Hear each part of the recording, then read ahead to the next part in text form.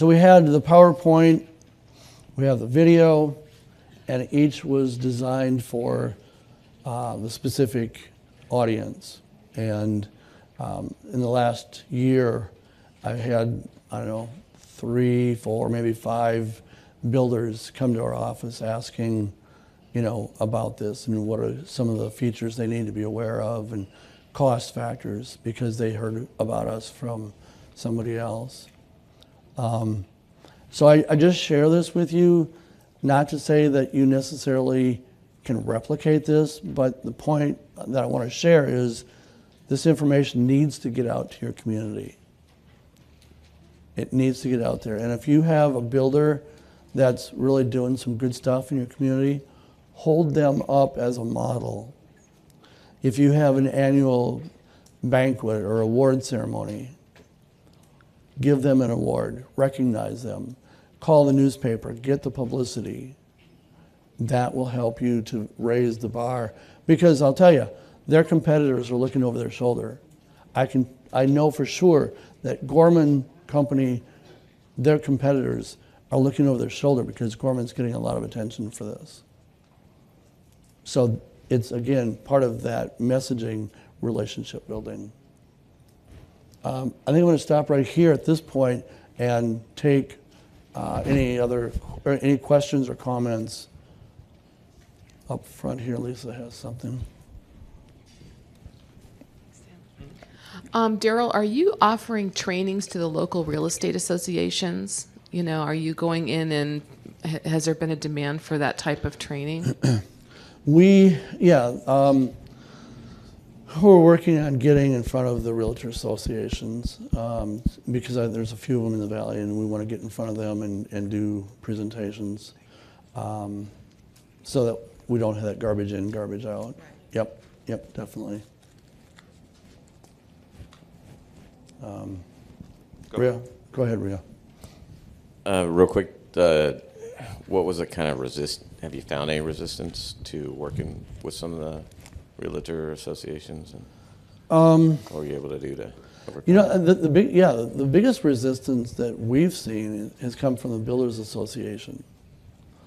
And I'll just say too that now I moved down to Arizona about 21 years ago, and soon after I got there, the Phoenix Mayor's Commission on Disability Issues was working on passing visitability ordinance, and we almost had all the votes lined up to pass it in Phoenix, I'll say 17 years ago. And the Central Arizona Builders Association came in and said, wait a minute, we need to study this to make sure that there's a need. The city of Phoenix, in its infinite wisdom, spent $100,000 on a survey that was poorly done and didn't show us anything.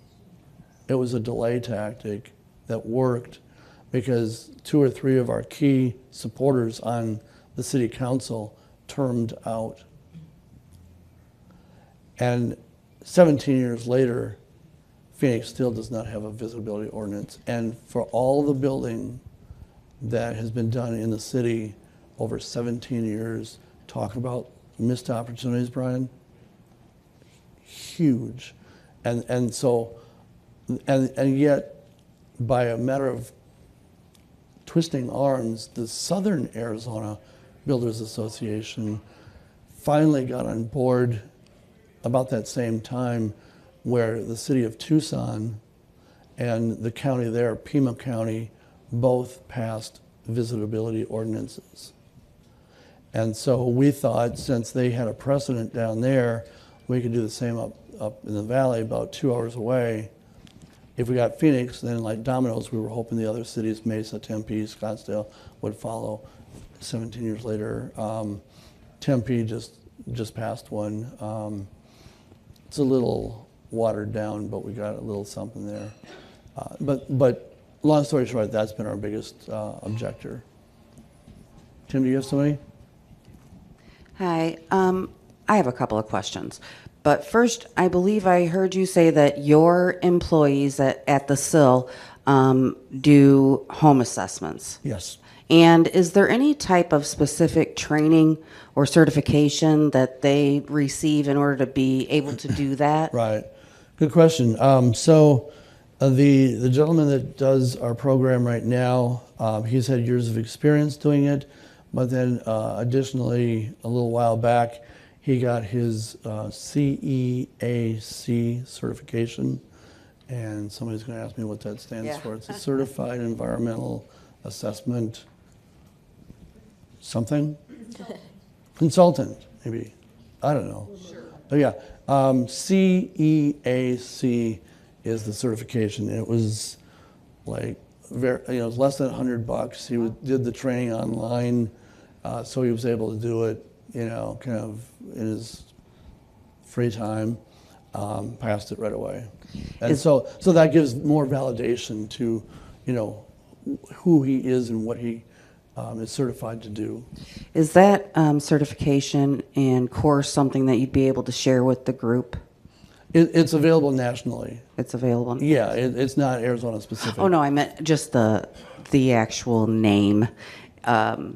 I've written down as much as I think. We're looking it up. Oh, okay, thank you. Yep, my colleagues are helping me out. And then I also believe I Yeah. heard we were talking about, I'm sorry, I'll wait.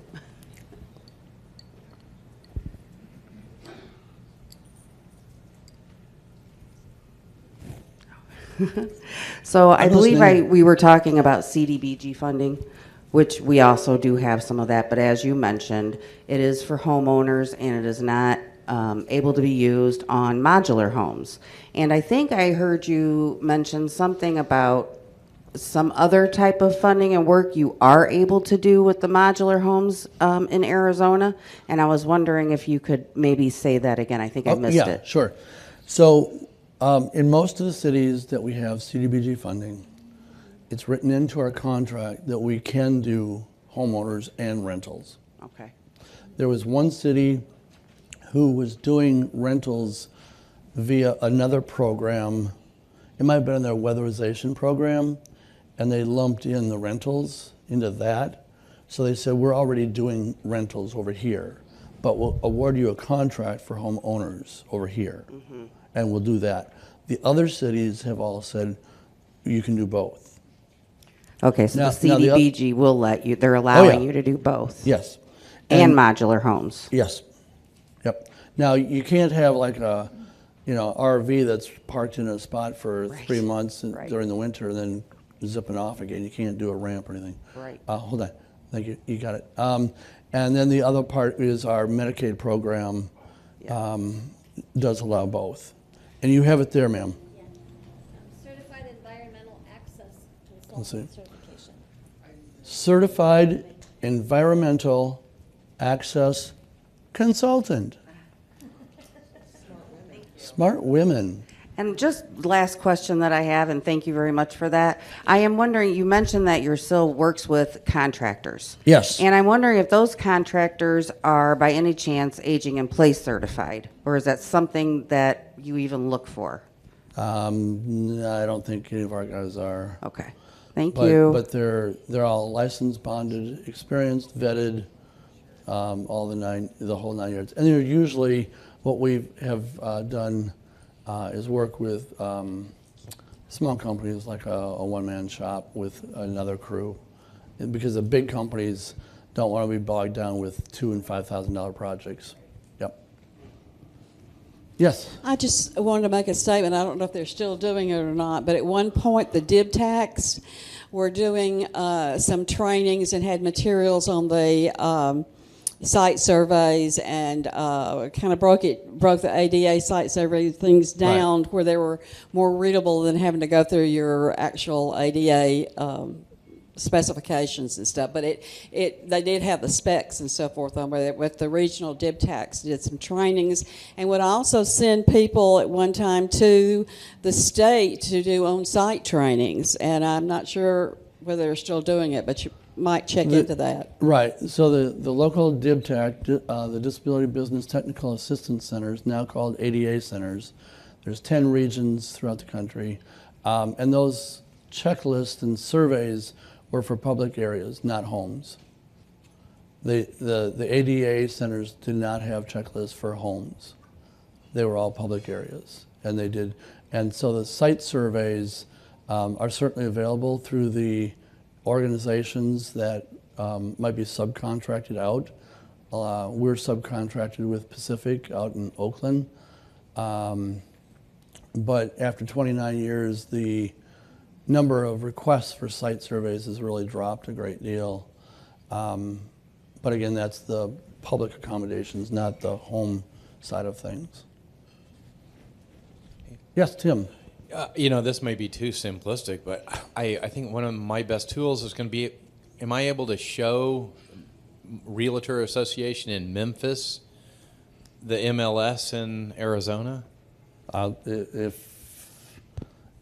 We can talk afterwards, and I'll give you my card, and we'll get you that info. Because because the reason why I say that is because I think, and again, I'm sorry, Sharon or Shannon? Sharon. Sharon might be able to help me out. MLS listings should be national, but aren't they somewhat locally? Need a mic for you, please. Right. We're getting a mic. Yep. Thanks, Tim.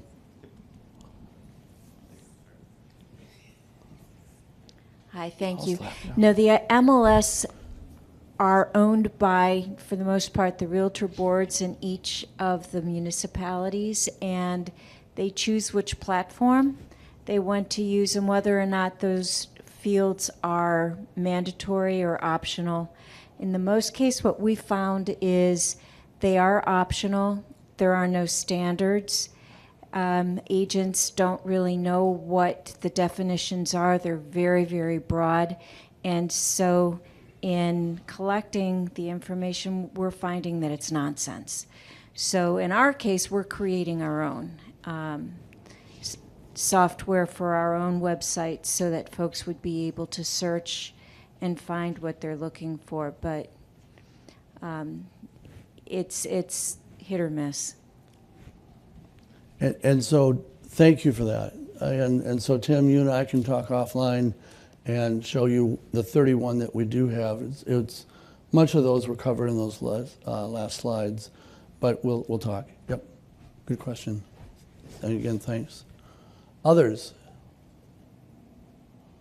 Come on, it's not that self-explanatory. Darrel, I've got some Post-its that are relevant. Yeah, please. So a very similar question. Aren't the MLS produced by a national organization? We now know the answer.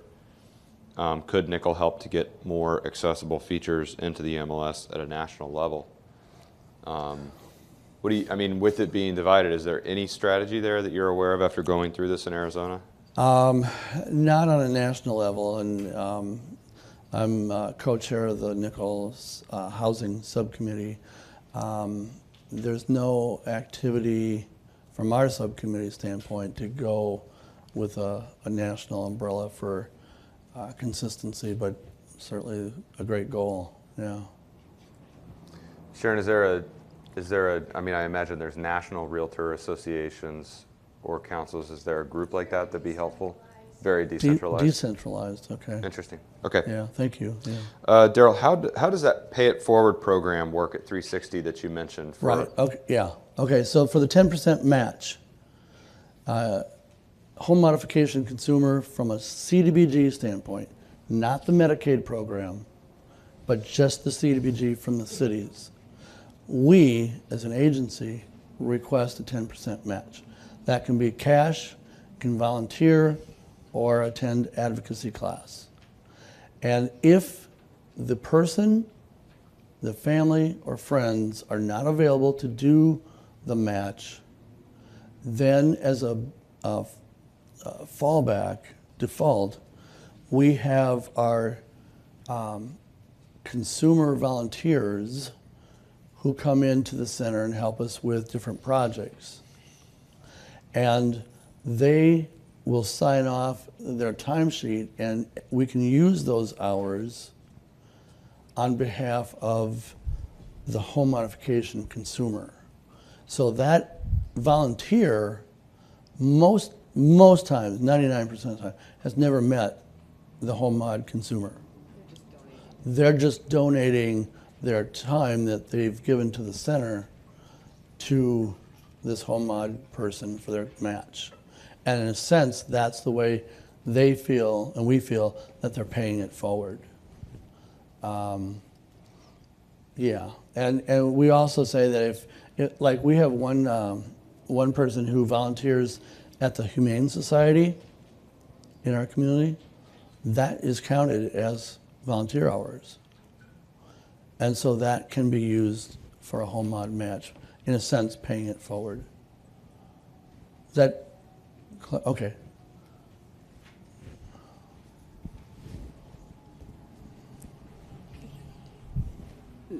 That just triggered something with me too. Don't forget, in the states where you have experienced recently a lot of disasters, there is CBG funds that are coming up, and make sure you're at the table to make sure that you get some of these homes and apartments and things that are being rebuilt or are being put back on the market as far as rentals and so forth, that you make sure that they do the accessibility that they're supposed to be doing for those. I can tell you from first-hand experience, after Katrina, they were just getting ready to put things back up, and they weren't even thinking about accessibility. And so you've got a perfect opportunity to get to the table to make that. The other thing is, where you were talking about the sort of in-kind Habitat for Humanity will also do that for people who have disabilities and they cannot actually work on the sites and do different things, so they will do that. And we have talked with Habitat and helping us get accessibility housing and so forth before, and they will help those houses be accessible for that individual. We talked about that a little bit yesterday, and Habitat's been great in being receptive to incorporating accessible features in their homes. Pretty much, I think, across the country. So, yep, thank you. Anybody else? Yes. In Indiana, the State Housing Authority did a set aside, and they called it the Ramp Up Program. Okay. But you have to be a homeowner. It has to be a stick-built home or mod off the axles on a foundation. Right. The majority of the people that we deal with are low income, and they're lucky to own a trailer. Right. There were some groups here that said that they were successful in getting ramps built through CDBG funds. Mm-hmm. I'm just curious, if they could get in touch with them to find out if there's certain types of wording that they have in their contracts. We have been able to, through Back Home in Indiana Alliance, advocate to have those things loosened, but they're not loosened enough to actually make it a good program for the people that we serve. Yeah, So- no, I don't know, I'm kind of surprised that that's an issue, because we've been doing that for 30 years now with owners and rentals. I'm curious if I can find out including the mobile homes. what that language might be, to see if I can grab hold of that and try to put that into Indianapolis and see if Okay. we could get those loosened a little I can bit. give you my card and we'll talk Awesome. afterwards. Yeah, Thank you. you bet. Is this making sense? I mean, as a presenter, I really hate to make it sound like, well, this is the way we do it in Arizona, this is what works for us in Phoenix, and not be applicable in your community. If I'm in the audience, I hate presenters that do that. So I want to make sure that my information can be applicable to you and your community. Okay? And that's my intent in sharing this. Thumbs up? Okay, okay. Thank you. Anything else? So I have a clarification. I looked up whether or not CDBG works with mobile homes in general, and the HUD answer is that CDBG regulations allow the rehab of owner-occupied mobile homes if they are considered part of the community's permanent housing stock. Yeah. Well, there's a difference So between... renters don't count, right? It sounds like that's the answer on the HUD website. Well, and there's always that gray thing about, well, I own my trailer, but the lot is rented. Yeah, no, it So is says. it a rental or is it an yeah. owner? You know, that whole, Yeah, it says that they have to own the lot that the mobile home is on. okay, thanks. All right. All right, well, anything else? And what we're going to do is take a break then now? Or no. Well, okay, and I'll show you the video. So stay tuned. Hey, Rhea, could you grab the? I'll ask one more. Did you say that it was the Home Builders Association that is responsible for passing the visitability? No, they were the one. No, the Builders Association was the one that resisted it the most. Okay. They fought us tooth and nail. Okay. And unfortunately, 17 years ago and today, they've been successful in keeping visitability out of the city of Phoenix. That's terrible. Even though it's actually helping their membership make money, Exactly. right? So what is the process for trying to advocate for that? What avenues have you attempted and unsuccessfully? Again, people, the information that is up here about the changing dynamics of our communities, use those as the weapons, as the bullets to fight off the naysayers. Because I don't care if you're looking at, like I said yesterday, I don't care if you're looking at it from a standpoint of future use by seniors and folks with disabilities, the numbers are going to increase. Growing population, economic development, being a good Christian, it doesn't matter what your hot button is. All the buttons are on our side.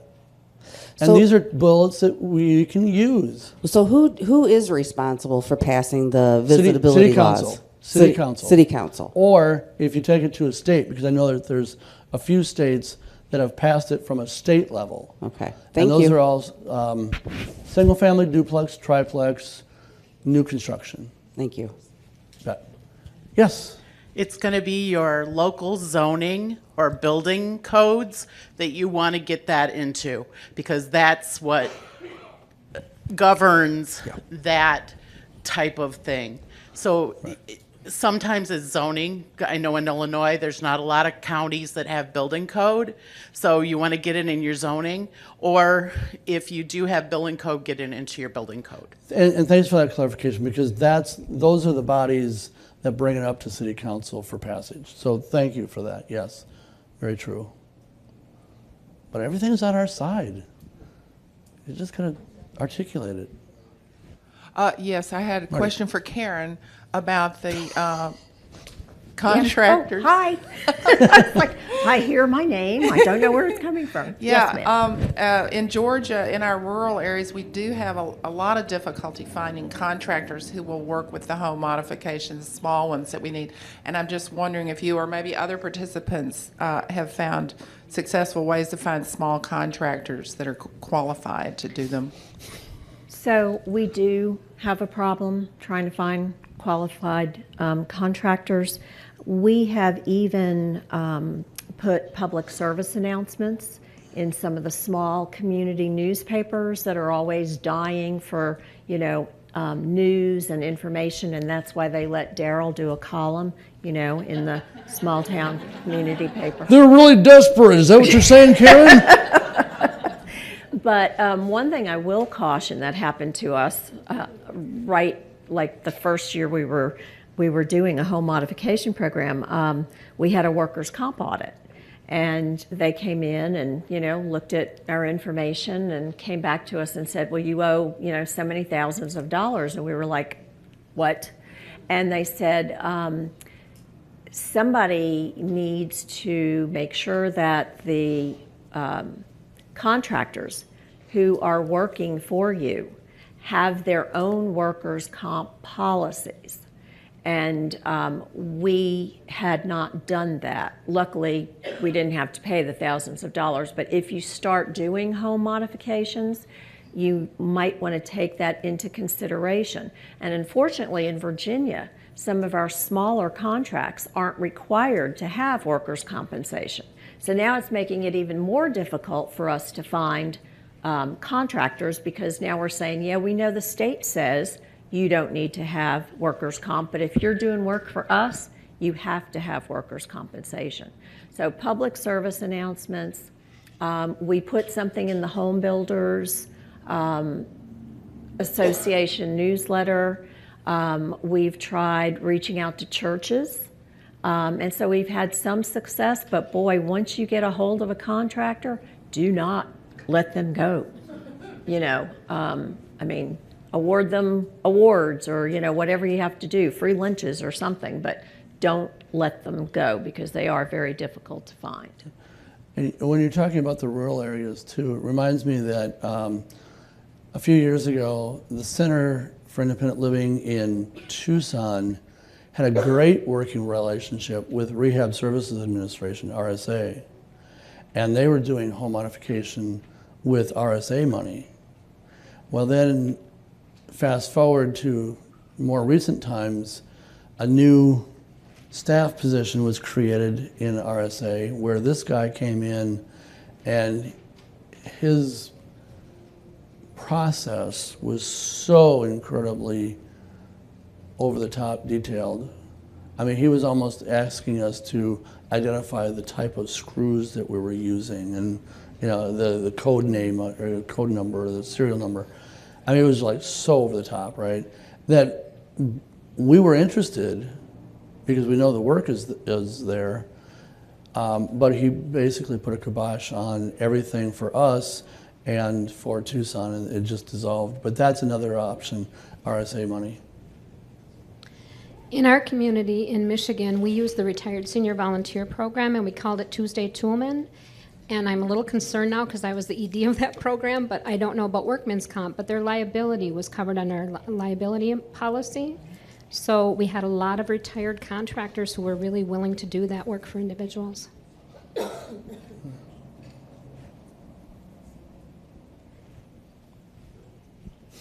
Another source that I've used successfully many times is the local schools have a construction trades vocational class.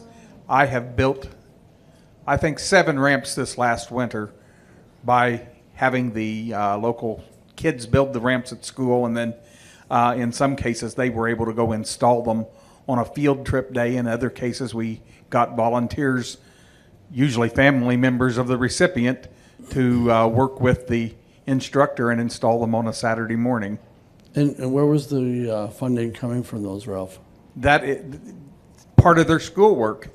Okay. I mean, we were funding, I had a grant from a local telephone company to buy the materials. Okay. But they were just happy to have the work to do for practice for their for the kids at school. Yep. Good. Good stuff. All right. We had set aside these few minutes before lunch just for this, you know, to sort of work through some of this. After lunch, you guys are going to be working on the action plan, so you're going to be literally putting down on paper what this looks like, what this might look like for you all, what partners you all would need in your communities. I've got a few more of these Post-its that I want to try to get to. So some rapid fire questions for you all. And if I toss it to the wrong person, just tell me. So Ann, how does a continuum of care get funded? We have a local committee focused on housing, but not funded like a continuum of care. So the continuum of care is, your local community has decided whether or not they're going to participate in the continuum of care planning process and make application to HUD for continuum of care homelessness assistance. It's all about homelessness. And so I would go to the housing committee and say, why aren't we doing the homelessness assistance? If you're not covered by a local collaborative, then you're covered by the state balance of state continuum of care plan. Did that help? Yeah. Okay. Great. All right, Karen, what entity serves as the housing authority in rural areas? We don't have one serving our rural counties. And so, again, you know, housing authorities are not required, correct? Right. So there may not be a housing authority that covers a rural area, unfortunately. So the state, so you're covered under the state. Right. So the state gets housing assistance money, so your state housing agency is going to cover, again, the balance of state for rental assistance. The problem is, you know, they might have something like 90 vouchers, and has to cover every area in the state that's not. Because the devil's in the details again, but somebody should be covering you. Okay. Rural development again, your USDA is another source of, yes, ma'am. So if you're in a rural area, you should have access to housing assistance from HUD, housing choice vouchers from HUD under the balance of state. You should also be able to be more easily tapping into USDA. You should have more properties out there. What is the difference between Section 8 and Section 811? Ann? We're going to cover this in excruciating detail tomorrow, but I'll preview it now by saying that the Section 8 program is now properly known as the Housing Choice Voucher Program, and it's a housing voucher. It's what, it's what we all want from our housing authorities.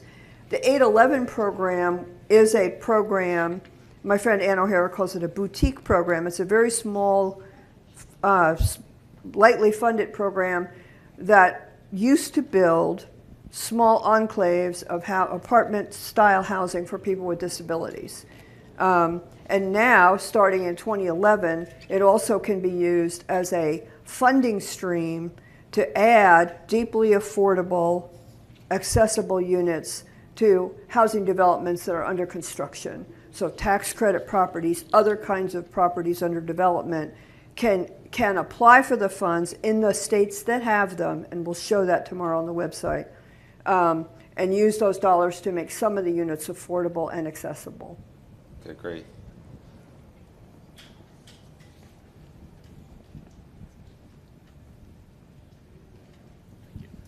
And just kind of to not clarify, but just more of a statement, the way that we typically try and explain it in Colorado is the housing choice voucher is actually assigned to the person, and they can use it wherever place will accept it. And the 811 one is usually attached to a specific property or an address. That's a great clarification, yes. It's tenant-based rental assistance for Section 8, which means I get the voucher, and if I can take that anywhere, that'll accept my voucher. The 811 program is attached to specific units and specific developments. That's great, thank you. In our area, the 811 is the project that is now gone voucher. So they're getting, that's the homeless, the people with disabilities that are homeless or in danger of being homeless get the 811 voucher. And it's used exactly the same way as the housing choice voucher. Okay, let's talk about that, because that's fascinating to me. Yeah, I don't. Yeah, because that's what we just. Could be an opportunity for we just did advocacy. that with, because Nickel just sent out that thing about the 811 voucher being refunded, and to contact your housing authority. That's the one that they have to partner with a center to get those vouchers. Right. One of our 4 agreed and got 45 vouchers, and our local housing authority, actually in Akron, just contacted us. They want us to help them with the second round of those 811 vouchers. Wow. Okay, well, I mean, well, let's troubleshoot it over lunch or something. So coincidentally, our last question before we break was about vouchers. So we just talked a lot about housing choice. There's 2 others on here. Is there any quick summary then of the mainstream or VAST vouchers? Okay, so there's a, in the housing world, there's this whole circle of things that are called tenant-based rental assistance, right? So it's tenant-based rental assistance. It's the rental assistance that someone is awarded from some source that is attached to the person. They can go to any place that will accept the voucher. And the big category inside that circle, that conceptual circle, is Section 8 or housing choice vouchers. That's the most common kind of voucher. Housing authorities administer those. Those are the ones where you've got waiting lists that are very long. Mainstream vouchers are also in that circle of tenant-based rental assistance. They're also administered by a housing authority, and they are for people with disabilities.